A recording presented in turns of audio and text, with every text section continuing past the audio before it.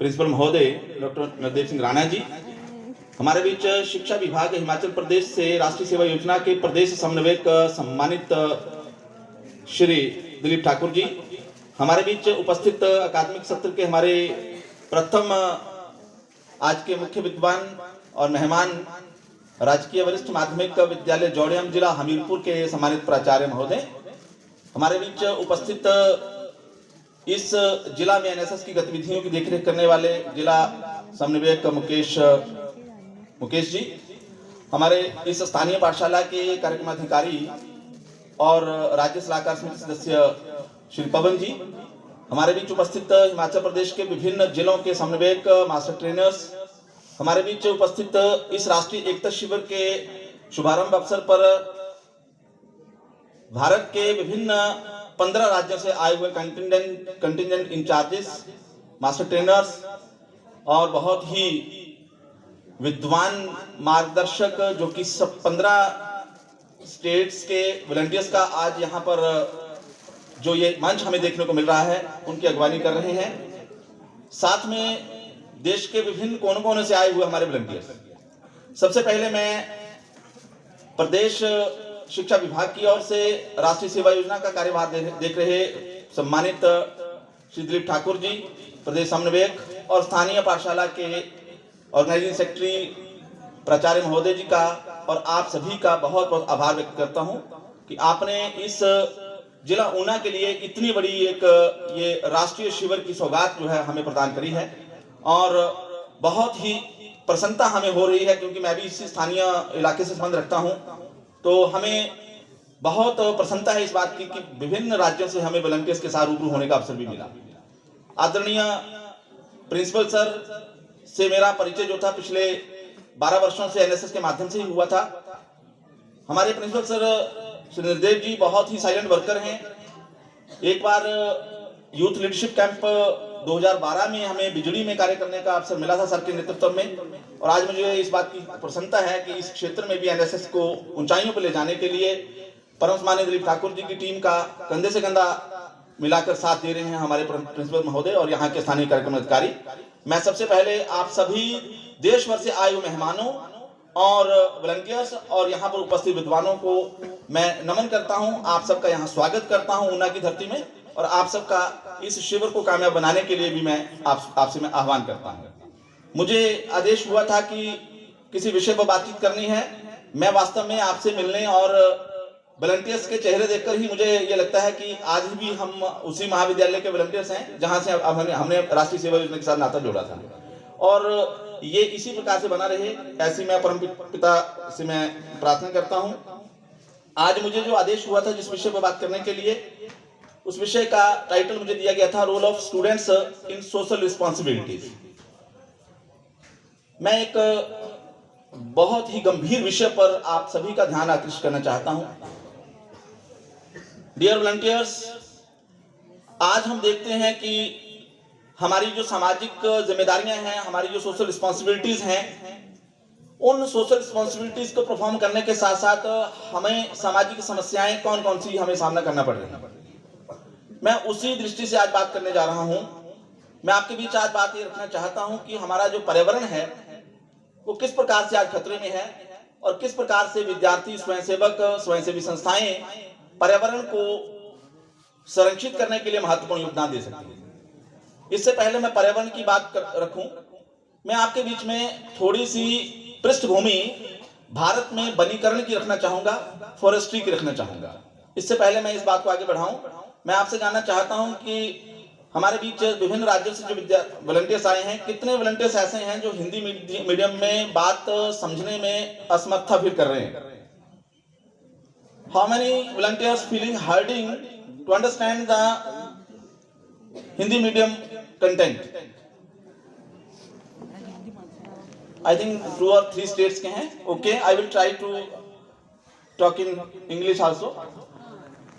So आज का जो मेरा विषय है, हमारे यहाँ पर वन विभाग की स्थापना कैसे हुई?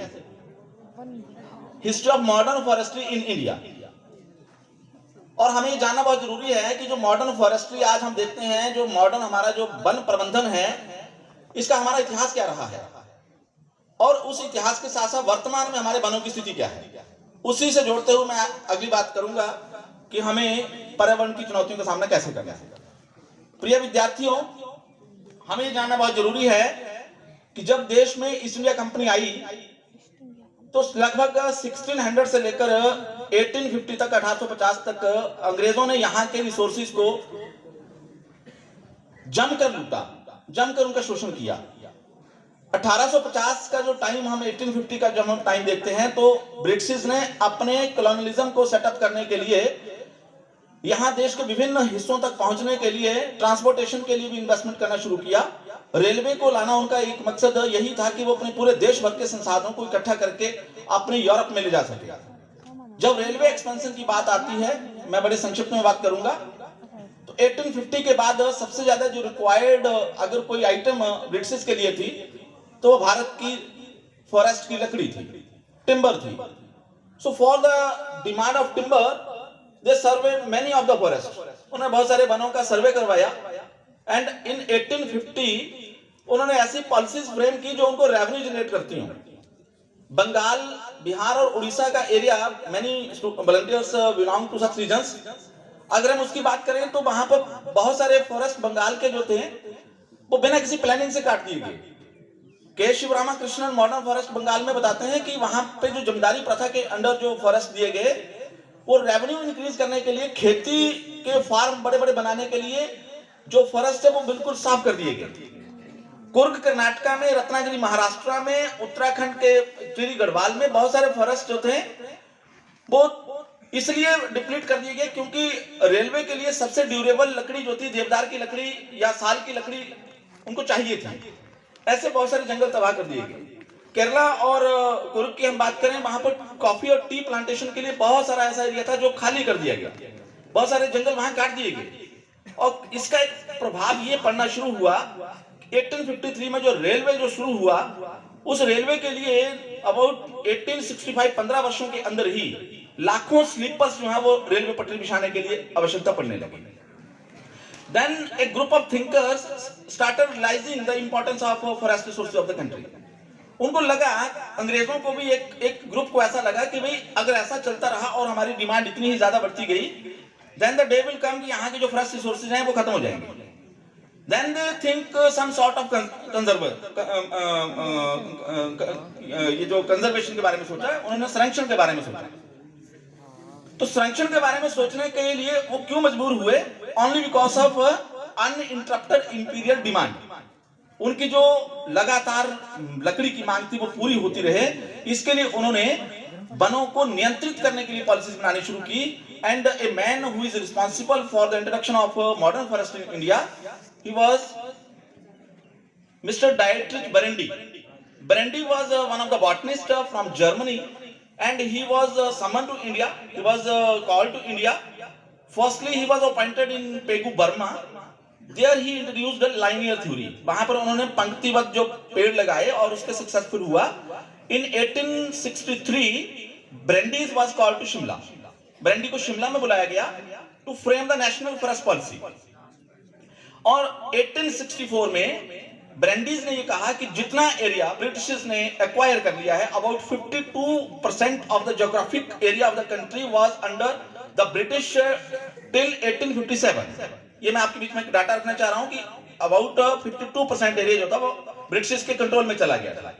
सो ब्रेंडी सजेस्टेड कि ये जो 52% एरिया है, इसके जो फॉरेस्ट रिसोर्सेज हैं उसके ऊपर जो मैनेजमेंट का अधिकार है अब ब्रिटिश का है, और ब्रिटिश को जो है यहाँ के फॉरेस्ट को एक फॉरेस्ट डिपार्टमेंट के अंडर लाना चाहिए।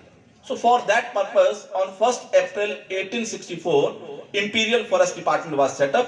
बट मेरा जो पहला प्रश्न आपसे था कि ब्रिटिश ने मॉडर्न फॉरेस्ट्री यहां पे क्यों स्थापित की? To meet the imperial demand. British की डिमांड को पूरा करने के लिए फॉरेस्ट डिपार्टमेंट बनाया गया। प्रिय वॉलंटियर्स, मैं आपके बीच में बात रखना चाहता हूं। आज से 400 वर्ष पूर्व लगभग जो हमारे टोटल ज्योग्राफिकल एरिया है कंट्री का 50-60% से ज्यादा फॉरेस्ट कवर एरिया था। अब 1865 के बाद जब से फॉरेस्ट मॉडर्न फॉरेस्ट्री के नाम पर हमने एक नया सेटअप देखा, तो इस मॉडर्न फॉरेस्ट्री सिस्टम ने एक स्ट्रक्चर डेवलप किया और एक संरचना व्यवस्था की। उस संरचना व्यवस्था में मैनी ऑफ नेटिव कम्युनिटीज, जो हमारे स्थानीय जो समुदाय थे, चाहे उसमें हर्डिंग चरवाहे थे, चाहे उसमें गद्दीस थे, चाहे गुजर्स थे, चाहे वो राजस्थान के रैकर्स थे, चाहे वो कर्नाटका के कुरमा थे, चाहे वो उत्तराखंड के भोटिया गुजर्स थे, जिनका डिपेंडेंस फॉरेस्ट के ऊपर ज्यादा था।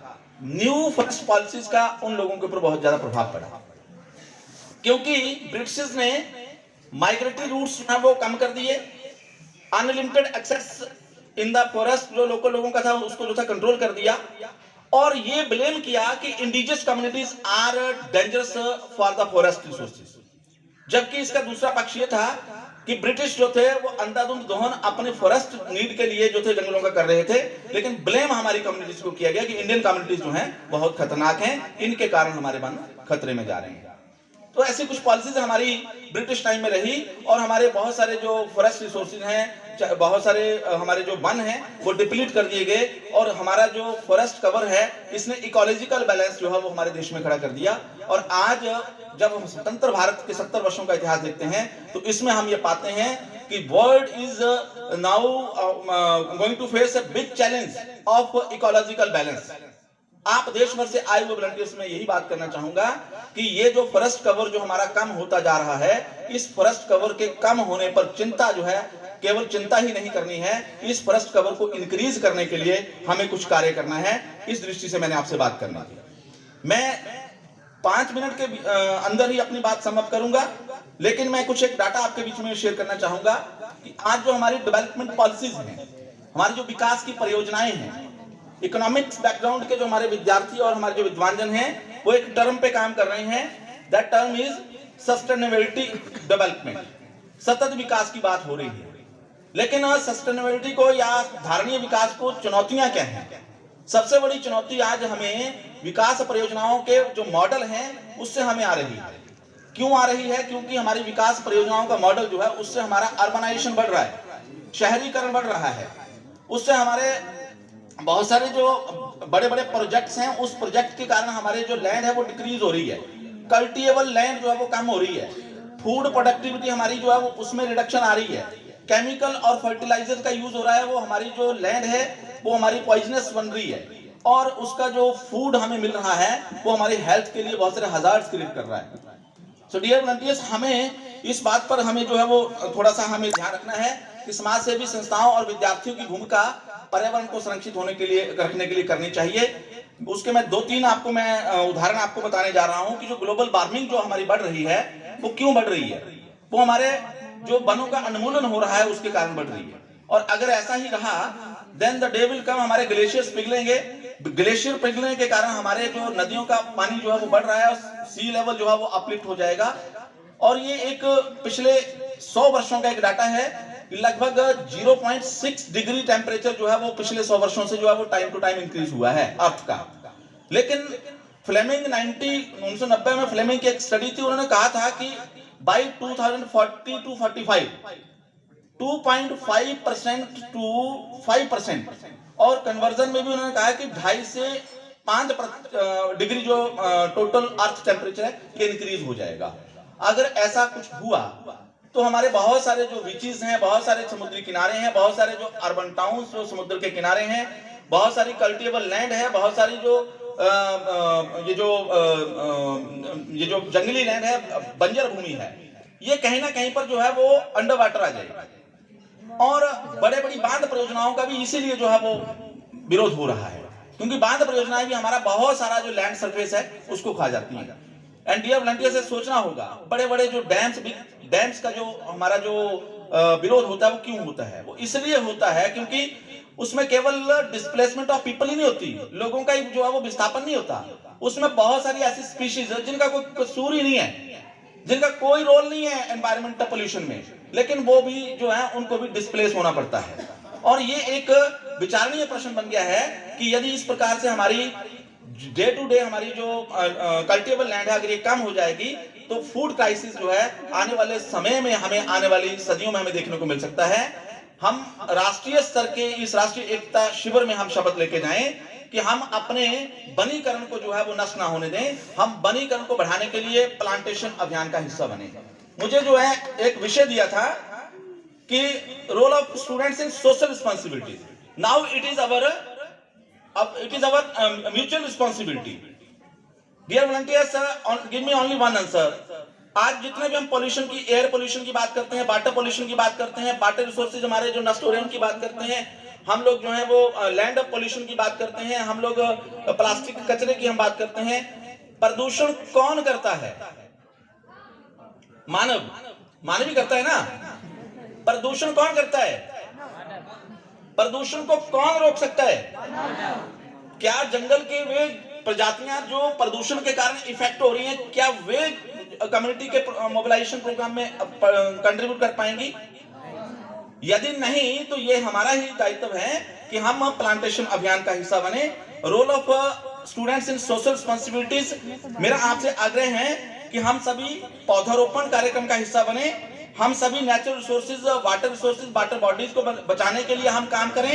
हम लोग सभी फॉरेस्ट जो है, अगर प्लांटेशन का एक पर्टिकुलर टाइम पीरियड होता है, हम रेनी सीजन में प्लांटेशन कर सकते हैं, लेकिन रेनी सीजन के बाद अगर हमारा समर सीजन है, अगर उसमें प्लांटेशन नहीं हो सकती है, हम बहुत बड़ा कंट्रीब्यूशन कर सकते हैं, हम वनों को आग से बचा सकते हैं। तो सोशल रिस्पॉन्सिबिलिटीज में हम वनों को आग से बचाएं, क्योंकि ये भी हमारी संपदा जो है अगर नष्ट हुई तो इसका ग्लोबल वार्मिंग के ऊपर इफेक्ट पड़ता है। और हम अपने अपने महाविद्यालयों, विश्वविद्यालयों में भी हम पॉल्यूशन को कंट्रोल करने के लिए हम लोग कार्य करें, हम एनर्जी रिसोर्सेज जो हैं उनको बचाएं। अगर हम इस विषय पर गंभीरता से देखेंगे तो आने वाला समय हमें उचित लैंड भी हमारी बनी रह सकती है। अर्बनाइजेशन से जो हमारा लैंड एरिया डिक्रीज हो रहा है, बहुत सारे मैं अमेरिका की एक स्टडी देख रहा था, 50,000 डेथ, 50,000 डेथ जो प्रति वर्ष जो है वो लंग्स और अन्य कुछ रोगों के कारण, श्वसन रोगों के कारण हो रही हैं। उसका मेन कारण है कि वहां के जो 90% ओरिजिनल वन थे वो वेस्टर्न अमेरिका के जो है वो डिस्ट्रॉय हो चुके हैं। और इसका एक जब वनीकरण कम हो जाएगा तो हमारी लैंड के ऊपर डेजर्टिफिकेशन, जो हमारा जो रेगिस्तानी एरिया, बंजर भूमि जो है वो ज्यादा हो जाएगी, और उसका एक और बड़ा इम्पैक्ट ये पड़ेगा कि लेस रेनफॉल होगा तो हमारे जो सरफेस का वाटर भी खत्म हो जाएगा, चैलेंज में आ जाएगा, और ग्राउंड वाटर भी चैलेंज में आ जाएगा। Many of our volunteers are from south also. Chennai is declared first city having zero ground water. Chennai देश का एक पहला शहर बन गया है जहां की जो भूमिगत जल जो है वो खत्म होने की कगार पे है। डियर स्टूडेंट्स, आज हमें चिंता करनी होगी कि ऐसे बड़े बड़े महानगरों की जनसंख्या को अगर पानी के लिए दूसरे कहीं महानगर की तलाश करनी होगी तो लाखों लोग जो हैं और ज्यादा जो है माइग्रेशन के कारण पुनः जो है वो खतरे में आ जाएंगे। ये एक बहुत बड़ा विषय है और इस विषय पर मुझे सांकेतिक बात ही आपसे करनी थी, क्योंकि राष्ट्रीय एकता शिविर के माध्यम से हम लोग सभी सौभाग्य से हम इकट्ठे हैं। मैं आपको दूसरा डाटा संक्षिप्त में और बता दूं। As per national forest policy there is a requirement of minimum 33% forest cover in the country। देश में लगभग 33% जो वन क्षेत्र होना चाहिए, जो कि 24% के आसपास है, तो 24% को बढ़ाना है। ये खुशी की बात है कि लगभग 17 स्टेट्स ऐसी हैं जिनमें 33% से ज्यादा फॉरेस्ट कवर है, लेकिन बहुत सारी स्टेट्स अभी भी जो है वो डेंजर में है। हमें इसके बारे में जो है वो बहुत सीरियसली काम करना है, क्योंकि एक बात मैं अंत में आपसे कहना चाहूंगा, राष्ट्रीय सेवा योजना के शिविरों में नेतृत्व क्षमता के लिए हमें लीडरशिप के लिए तैयार किया जाता है। लीडरशिप वो नहीं है, हमारे सम्मानित डॉक्टर दिलीप ठाकुर जी का भी कहना है कि लीडरशिप वो नहीं है जो हम कोई किसी राजनीतिक बॉडी के लिए नेतृत्व करना है। लीडरशिप वो है जो समाज की समस्याएं के लिए काम करना है। और इसके लिए मैं आपको ये कहना चाहूंगा कि समाज के लिए काम करना नेतृत्व नहीं है।